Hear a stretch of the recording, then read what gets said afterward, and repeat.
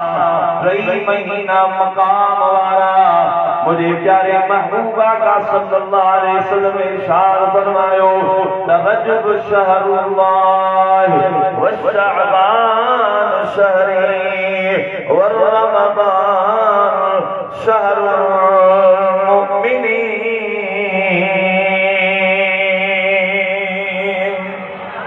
दादा सुभान अल्लाह। अल्लाह हबीब इरशाद फरमाया रजब जो महीनो अल्लाह जो महीनो शअबान महीनो महबूब मुस्तफा जो महीनो ऐं रमजान महीनो मोमिनन जो महीनो। रजब शरीफ जो महीनो अल्लाह जो महीनो मुझा महबूबा सब महीना अल्लाह जा सब निहारा अल्लाह जा सब घड़ियों अल्लाह जो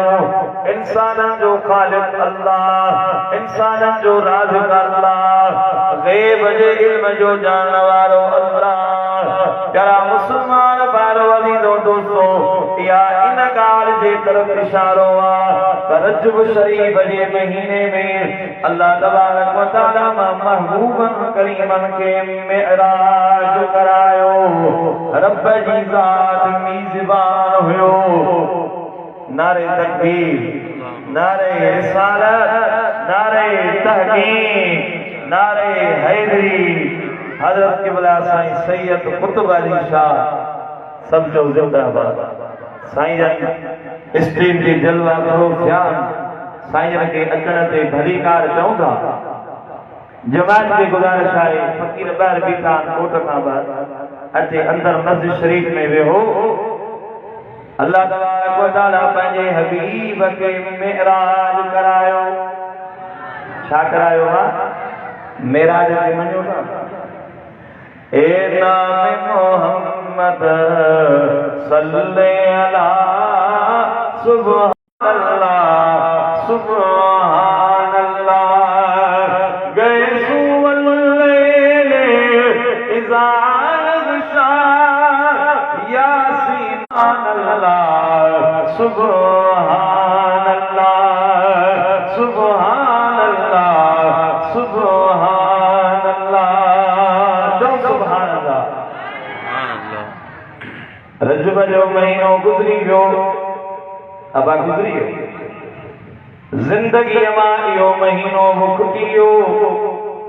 पर अवां खे इन महीने जे फज़ीलतुनि जी ख़बर कान हुई। अल्लाह जा हबीब इरशाद फरमाइनि त रजब शरीफ जे महीने में जेको माण्हू 70 रोज़ा रखंदो घणा रोज़ा रखंदो अब ॻाल्हायो। रजब शरीफ जे महीने में जेको महबूब जो गुलाम 70 रोज़ा रखंदो त अल्लाह तबारक व तआला उन जे लाइ जहन्नम जा 7 दरवाज़ा बंद कराए छॾींदो।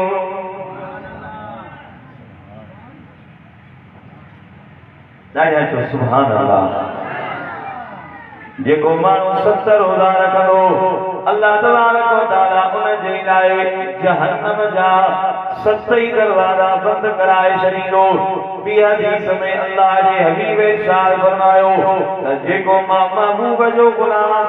रजब शरीफ जे महीने में 8 रोज़ा रखंदो चओ सुभान अल्लाह। अब घणा रोज़ा? 8 रोज़ा रखंदो क़यामत जे ॾिहाड़े अल्लाह तबारक व तआला उन महबूब जे उम्मतीअ जे लाइ महबूब जे गुलाम जे लाइ जन्नत जा 8 दरवाज़ा खोलाए छॾींदो। हर दरवाज़े मां आवाज़ ईंदो हर दरवाज़े मां सॾु थींदो त रजब शरीफ जे महीने वारा मुंह मां गुज़री जन्नत में वञ मुंह मां गुज़री जन्नत में वञ। 8 दरवाज़नि खां सॾ पिया थींदा निदा पई वेंदी ओ महबूब जा गुलाम रजब जे महीने में रोज़े रखण वारा मुंह मां गुज़री वञ। अॼु अल्लाह तुंहिंजे लाइ सभई जन्नत जा दरवाज़ा खोलाए छॾिया आहिनि। पर मुझे पाक हबीब इरशाद फरमायो रजब शरीफ जे महीने जा आखिरी 3 दिहाड़ा। अब केड़ा दिहाड़ा? आखिरी 3 दिहाड़ा 27, 28, 29। छो त चंद्र कदा 29 हो तो कदा 30 हो। तंहिंजे करे आखिरी 3 दिहाड़ा 27, 28, 29 अल्लाह जा हबीब इरशाद फरमाइन इन्हनि आखिरी 3 दिहाड़नि में हिकिड़ो अहिड़ी रात आहे जेकर उन रात में सॼी रात माण्हू बीही करे क़याम फरमाए, सॼी रात बीही करे क़ुरान जी तिलावत करे, सॼी रात बीही करे नफ़िल पढ़े, सॼी रात जागियो। अल्लाह जा हबीब इरशाद फरमाइन हिकिड़ी रात में जागे, हिकिड़ी रात में क़याम करे, हिकिड़ी रात में पीछो हुजे। अल्लाह जा हबीब इरशाद फरमाइन गोया को माण्हू पूरो ज़मानो क़याम में, रुकूअ में ऐं क़याम में थो गुज़ारे, नमाज़ में थो गुज़ारे, यानी पूरे ज़माने जे रातनि ऐं दिहाड़नि जो हिकिड़ी रात में पीहण जे करे उनखे एतिरो अज्र ऐं सवाब मिलंदो। हथ मथे खणी ॾाढा सुभान अल्लाह। हे रजब शरीफ जी फज़ीलत अल्लाह जा हबीब इरशाद फरमाइन जंहिं माण्हूअ उन 3 दिहाड़नि मां उन ॾींहं जो रोज़ो रखियो, यानी 27 रजबीअ जो रोज़ो रखे, अल्लाह जा हबीब इरशाद फरमाइन उन गोया पूरो ज़मानो रोज़ो रखियो। माना एतिरो रजब शरीफ जे महीने में बरकत आहे, एतिरी भलाई आहे। हाणे त शाबान जो महीनो शुरू थी वियो ऐं शाबान जो महीनो मुसलमाननि जे लाइ रमज़ान महीने जे इस्तक़बाल जो महीनो आहे। हिन महीने में मुसलमान रमज़ान महीने की तैयारी करे।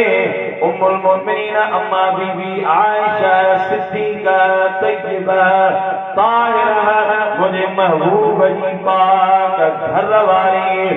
ऐं मुझे महबूब जी प्यारे सहाबिया इस्लाम जे पेरे खलीफे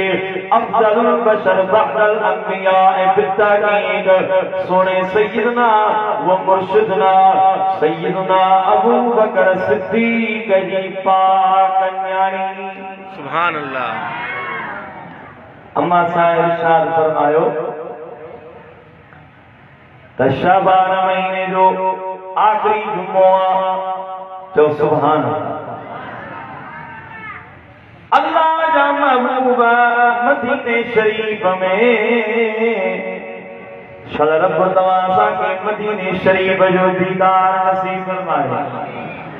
रात मदीने की बातें मदीने की चौला रात मदीने की बातें मदीने की जीने में ये जीना है क्या बात है जीने की। अरसा हुआ तैबा की गलियों से वो गुजरे थे, इस वक्त भी उन गलियों में खुशबू है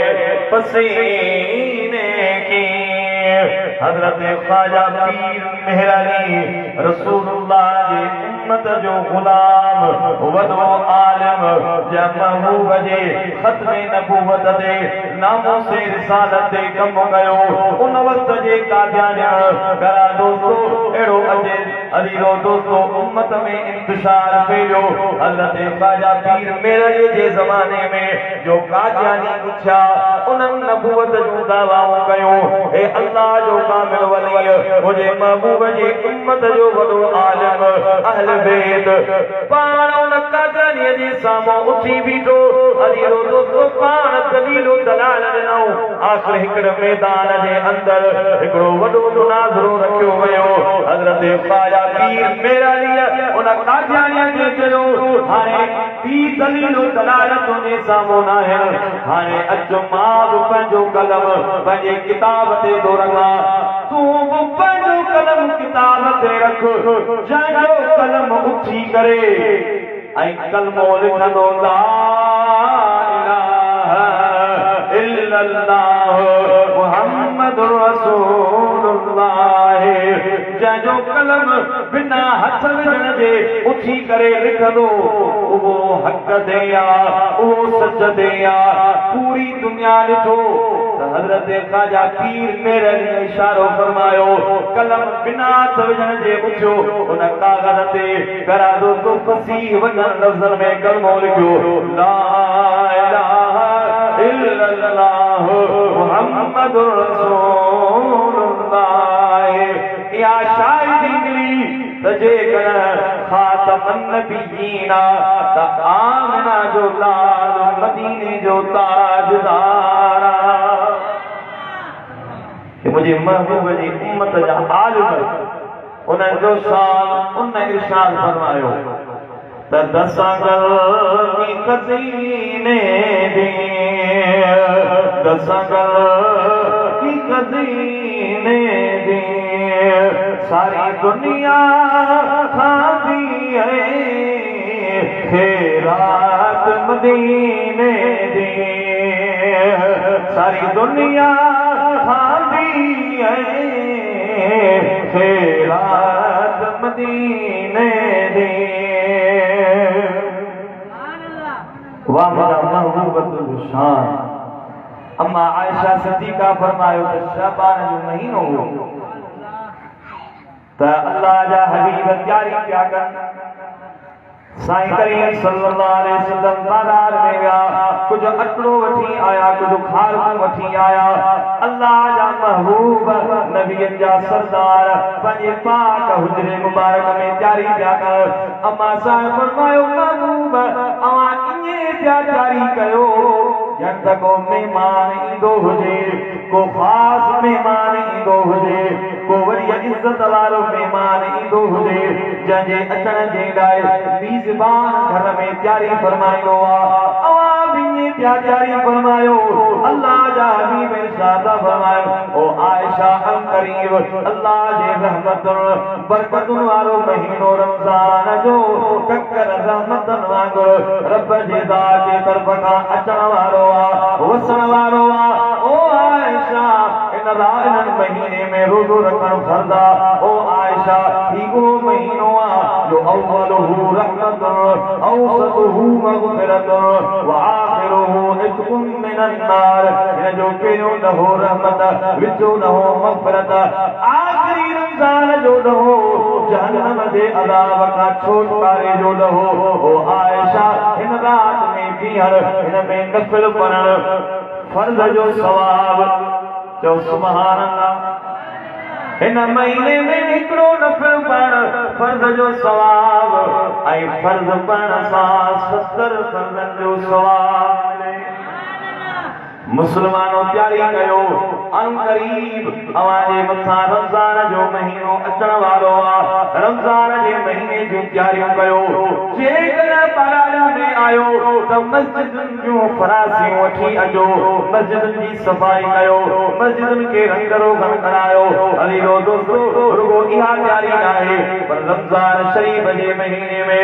बेहतरीन क़ुरान करीम जो कारी ऐं हाफ़िज़ वठी अचो उन जे आलो बिहारे करे उन जे पोयां तरावीहूं पढ़ो इएं न चओ त तकड़े पर जल्दी कर देर थी वई आहे सुकून सां इत्मीनान सां दिल जे करार सां बीही करे पूरो रमज़ान जो महीनो क़ुरान करीम जी तिलावत करो सुभान अल्लाह अब तैयारी कंदो जेके तैयारी कंदा हथ मथे रमज़ान जे महीने में माण्हू ॻोल्हींदा त हाफ़िज़ हुजे जेको बसि हेॾे नवाब शाह ॾे हिकिड़े हाफ़िज़ जो नालो शालीमार छा नालो अथव शालीमार कोच तेज़ रहंदी आहे या शालीमार जेका ट्रेन आहे उहा तेज असल में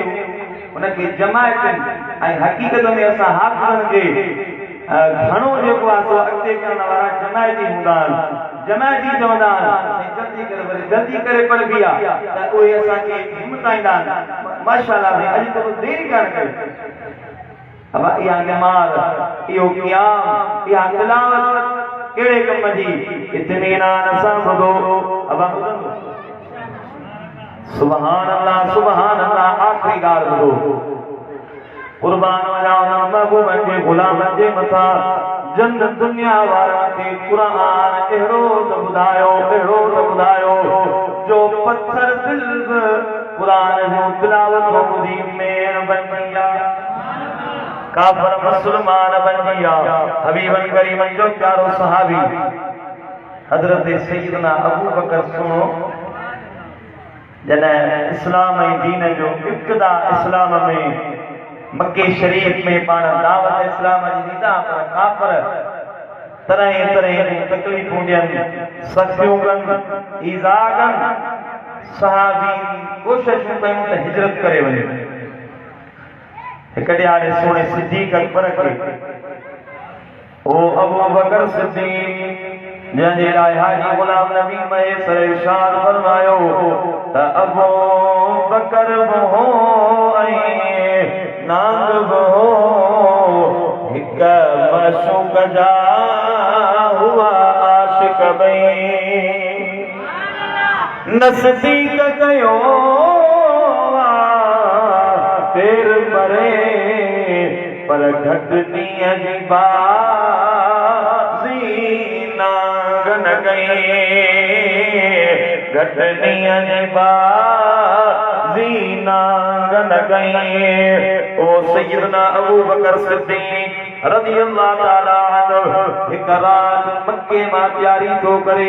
त मां हिजरत करे वञा हिते मक्के जा काफ़िर क़ुरान पढ़ण नथा ॾियनि निमाज़ पढ़ण नथा ॾियनि इस्लाम जी दावत ॾियनि नथा ॾियनि पाण फरमायो किथे मां हितां हिजरत करे कंहिं अहिड़ी जॻह ते वञा जिते ही तकलीफ़ूं न हुजनि इत्मीनान सां तबलीग कया हज़रत सैयदना अबू बकर सिद्दीक़ पंहिंजो माल पंहिंजी दुनिया दौलत छॾे करे मक्के खां हिजरत जो इरादो करे मक्के खां ॿाहिरि जनता हिकिड़ी अहिड़ी जॻह वा हिकिड़ी अहिड़ी मंज़िल वा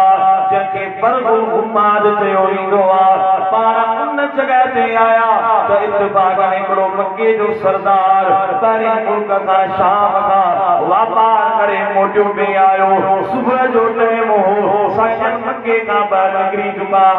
हाणे मक्के जी आबादी के चले चुका सुने अबू बकर सिद्दीक़ सां मुलाकात थी वो काफिर हुयो हे रसूलुल्लाह जो गुलाम हुयो हे अफजलुल बशर बादल अंबिया हुयो सुने अबू बकर के अर्ज तो करे क़िबला मक्के जा सरदार वॾी इज्जत वारा भला असां मुस्लमान न आहियूं पर असां अज़ादत में क़राबत में तव्हां जा अज़ीज़ आहियो क़िबला छो नाराज़ आहियो तो जवां मक्के जी शर्म निकरी पिया वञो साईं जन फरमायो मक्के जा माण्हू निमाज़ पढ़ण नथा ॾियनि इबादत करण नथा ॾियनि हे मक्के जा काफ़िर अॼु मूं इरादो कयो आहे अॼु मूं सामान सबर जो तयार करे मां हितां हिजरत थो करे वञा उन सरदार अर्ज़ कयो क़िबला मां जे जान जो मुहाफ़िज़ आया मां जो मददगार आया अवां मुंहिंजी ॻाल्हि खे मञो मुंहिंजी इज़त कयो अवां वापसि मक्के शरीफ़ मोटी हलो साईं फरमायो मक्के हलंदुसि पर हिकिड़े शर्त सां रात जे पोएं टेम में बा आवाज़ बुलंद क़ुरान मजीद जी तिलावत कंदुसि ॾाढा हथ मथे करी सुभान अल्लाह चऊं क़िबला मंसूरा मां जो पहरो ॾींदुसि मां जी निगहबानी कंदुसि मां जी हिफ़ाज़त कंदुसि हज़रत सैयदना अबू बकर सिद्दीक़ रज़ी अल्लाह ताला अन्हु उन सरदार जी ज़मानत करण खां बाद में पाण वापसि मक्के मोटी आया रात जो पहिरियों हिस्सो गुज़रियो हाणे जॾहिं 30 फुटे जो टाइम थियण वारो आहे तहज्जुद जी निमाज़ जो टाइम थियण वारो आहे हज़रत सैयदना अबू बकर सिद्दीक़ रज़ियल्लाहु ताला अन्हु पंहिंजे घर जी दीवार जे भरिसां हिकिड़ी नंढड़ी थली ठहियल हुई पाण उन थलीअ जे मथां जनता बावज़ू थी करे मुसल्ले जे मथां वेही करे प्यारा दोस्तो तहज्जुद जे निमाज़ में अहिड़ी त क़ुरान करीम जी तिलावत फरमायो अलिफ लाम मीम ज़ालिकल किताबु ला रैब फीहि हुदल लिल मुत्तक़ीन अल्लज़ीना युमिनूना बिल गैब व युक़ीमूना अस्सलात व मिम्मा रज़क़नाहुम युनफ़िक़ून।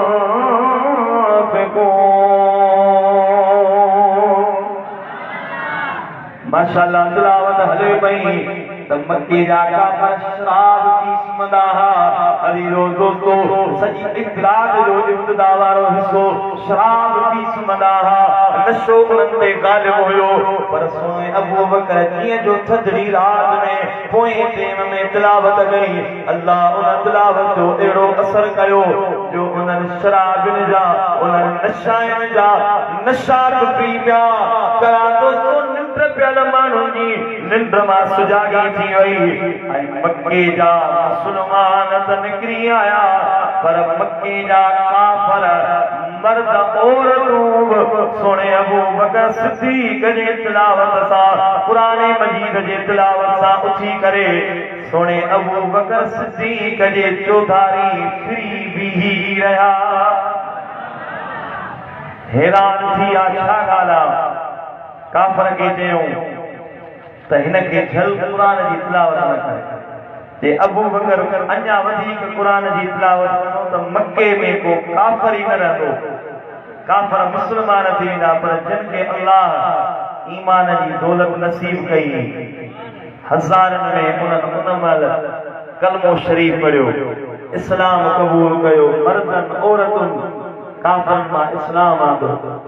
हे क़ुरान मजीद जे तिलावत जो कमाल आहे। ऐं असां ॿुधूं था असांजे अख मां ॻोल्हे नथो वहे निमाज़ में वेहूं था त कराए नथो मिले छाजे करे गुनाहनि जे करे ऐं दुनिया जे हिर्स हवस जे करे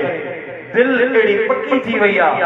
जो चऊं था त निमाज़ में घणो टाइम न वियूं बाक़ी रस्तनि ते सॼी सॼी रात माण्हू वेठो आहे मोबाइल ॾिसे पियो पबजी खेॾे पियो नौजवान अलाए कहिड़े पासे पियो वञे निंड आहे कान। हाणे त पाकिस्तान जी रिपोर्ट आई आहे त 3 हिस्सा मुस्लमाननि जा ॿार अखियुनि खां अनकरीब नाबीद थी वेंदा। 3 हिस्सादार जो सबब वजह या टच मोबाइल पबजी नंढा नंढा नौजवान ॾिसोदार चश्मा पाता तमामु जेके पोढ़ा पाईंदा जो वॾी अख नज़र ईंदी नंढनि ॿारनि खे उहे चश्मा पाता पिया। अल्लाह तव्हां सां सभिनी जे औलाद खे क़ुरान जो कारी ऐं हाफ़िज़ बनाए। आजा आमीन कहो। अल्लाह तव्हां सां सभिनी खे 5 वक़्त बाजमायत निमाज़ जी तौफ़ीक़ अता फरमाए। रमज़ान जे महीने में रोज़े रखण जी भी तौफ़ीक़ अता फरमाए ऐं रात जो तरावीह निमाज़ में बीही क़ुरान करीम जी तिलावत ॿुधण जी तौफ़ीक़ अता फरमाए। इन लफ़्ज़नि ते पंहिंजी हाज़िरी लॻराईंदे मां पंहिंजी जाइ